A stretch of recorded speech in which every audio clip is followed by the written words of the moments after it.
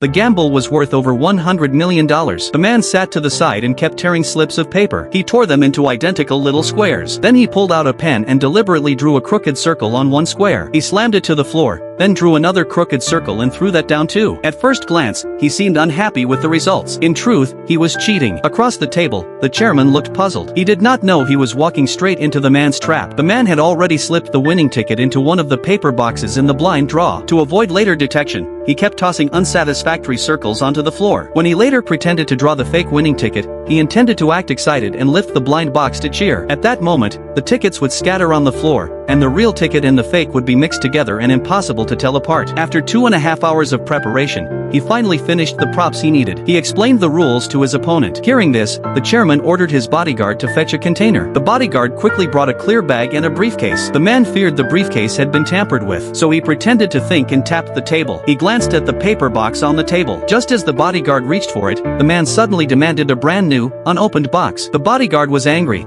but the chairman's pressure forced him to fetch a fresh box. When the bodyguard returned, everything proceeded as the man had planned. They had already tampered with the box in the restroom, but to avoid arousing suspicion, the man asked to inspect the box. He took it, pretended to examine it carefully, and then asked the chairman to check it too. Once both parties confirmed it was fine, the bodyguard pulled all the tissues out of the box, leaving only an empty box. Just when things seemed to be going the man's way, the chairman suddenly set 3 conditions. To prevent cheating, he banned crumpling tickets into balls and demanded that during the draw both players roll up their sleeves and check the spaces between each other's fingers to confirm there was nothing hidden in their palms. The second condition required that the chairman draw first. The man hesitated for 2 seconds, aware of the risk, but he agreed. The third condition stunned the man. This round stake was $100 million. The bodyguard then brought out a mysterious item. If there was not enough money, the chairman said, they would wager an organ from the other party. He pulled off the cloth that covered the item, and everyone froze. Under the cloth sat a small cutting machine. After thinking it over, the man accepted the chairman's terms. He decided to bet his finger. The bodyguard strapped the man's hand into the machine. Would the man win the bet, or would he lose his finger?